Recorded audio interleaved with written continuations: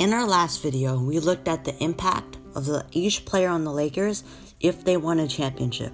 That one was super fun, and today we're going to be doing the opposite team on the finals, the Miami Heat.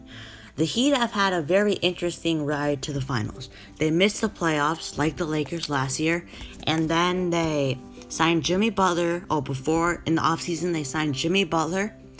Bam Adebayo progressed to a most improved candidate. Tyler Herro proved to be a stud. Goran Dragic stepped up in the playoffs. And most importantly, they had a very good culture and team chemistry. Today, we are going to be looking at most of the players on the roster and how it will impact their legacy for now and the future. But before we get started, it would be greatly appreciated if you subscribe to the channel. I'm a very small channel, so every subscription counts. And the shoutouts for this video is my boy Dan. I'll put your name up on the screen. I really appreciate it for you subscribing to the channel. If you want a shout out in the next recorded video, then subscribe to the channel, comment down below that you subscribe, and I'll hit you up on the next recorded video. Now enjoy. The first person we'll be talking about is the Miami Heat's leader, Jimmy Butler. And a championship will mean that he is a winner. Jimmy was taken with the 30th pick in the 2011 NBA draft on the Chicago Bulls. He won a few more games, but then was traded to the Timberwolves. There, he made a playoff berth for the Timberwolves to end their playoff streak. But then, there was a lot of controversy as he kind of exposed the Timberwolves' young players, and he requested a trade. There, he was sent to the Philadelphia 76ers, who almost made it to the second round if it wasn't for Kawhi Leonard's, the conference finals, if it wasn't for Kawhi Leonard's shot, like the 4 bounces. So then, many people doubted, did Jimmy Butler lead to wins? And I thought it was pretty obvious before.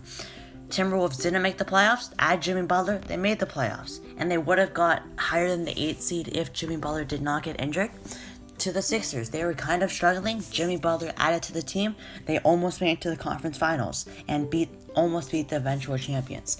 And now for the Miami Heat, they missed the playoffs, but then they added Jimmy Butler, who knew that that this team was the team he wanted to be in. There, they won. They made it to the 5th seed and destroyed the Pacers, the Bucks, and the Celtics. Well, not destroyed the Celtics, but it was very close, and they edged them out in 6 games. So this championship will prove to people that Jimmy Butler is a winner. The next person we are going to be talking about is Bam Adebayo, the Heat's future superstar.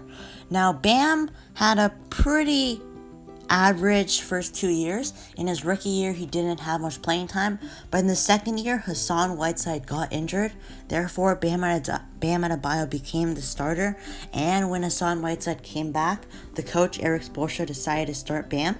Bam Adebayo is a 6'9" center who averages 5 assists a game, or 4. He's probably the second best passing big man in the league behind Nikola Jokic. He's good at rolling at the rim and can hit the mid-range jumper. His defense is very good, being able to guard perimeter players. Bam Adebayo stepped up this year to 16 points, 10 rebounds, and 4 assists, and was the runner-up for the most improved player. This will prove that Bam Adebayo is a superstar. Sure, he was injured in Game 1. This is recorded after Game 1 of the NBA Finals, so he won't be fully healthy, and he is questionable for Game 2. Game 2 is today. This is recorded before it, of course. But Bam Adebayo, just such a big piece. Now, I don't know if the Heat will give Bam the Supermax extension because they are in the contentions for Giannis Antetokounmpo. So, they will have 2 max deals in Bam and Jimmy Butler. But they have no one else on the roster under contract. Excuse me. So, this will determine if the Heat want to give them the Supermax and prove that he is a future stud. Next up, we have the veteran point guard, Goran Dragic. Goran Dragic had a very interesting career. He is a one-time All-Star and played for the Suns and Houston and, of course, the Miami Heat. He is also a free agent this offseason, so he might get a bag. Hopefully, he stays in Miami, maybe to a 1-year deal so they can still contend for Giannis. But if the Heat aren't willing to re-sign him. I don't know why they wouldn't. He can get maybe like a $20 million deal. Goran Dragic is just so good, crafty around the rim, can shoot at a pretty good rate. Last year he had some injury issues, so he didn't not perform very well. But this year, during the regular season, Kendrick Nunn kind of switched their minutes and he became a six-man. That was not really working. They were still a pretty good team, but in the playoffs, Kendrick Nunn didn't get any minutes. Always been getting some, and Goran Dragic got all of them, and he's been stepping up the Heat's leading scorer. However, in Game 1, he got that really bad injury. I don't think he'll play for the rest of the season, the finals, and that injury takes like 12 weeks, so that's going to be really tough. I hope he can still stay with the Heat so they can contend in the future, maybe to a 1-year deal, and this will prove that Goran Dragic is, like Jimmy, a winner, and will probably get a bag. Next up, we have the Miami Heat's sharpshooter Duncan Robinson, and he will prove that through sheer hard work, you can still make an impact in the league. He was in the D3 college, and that is not a really good league, not like D1 level, and but then he kind of arrives as a shooter. He's just such a good shooter. He almost quit basketball due to his lack of success.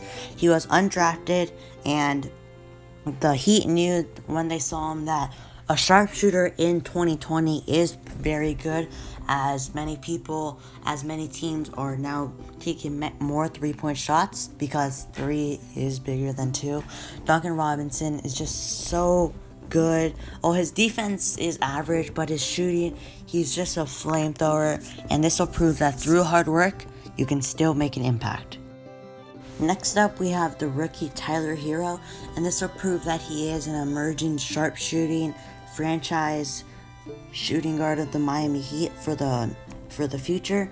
He's just on such a cheap deal, so they can sign Giannis with a lineup, hopefully in 2021, maybe, of Goran Dragic / Kendrick Nunn, Tyler Herro, Jimmy Butler, Giannis Antetokounmpo, and Bam Adebayo.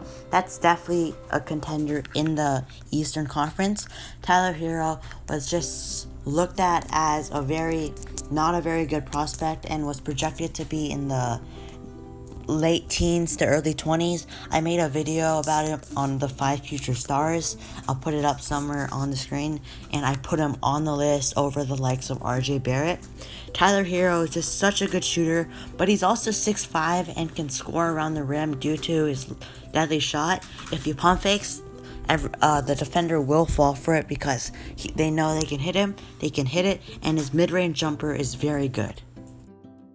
Next up, we have the veteran Andre Iguodala. This is Iggy's 6th finals in a row. That's very impressive. Of course, 5 with the Warriors and 1 with the Heat. This will, I think, certify his legacy in the Hall of Fame. I think she has like a 25% chance according to like Bleacher Report. So I don't know if he's gonna make it, but he's been playing valuable minutes. He had like 25 minutes in Game 1. The Heat will value his experience in the finals, and he knows how to guard LeBron.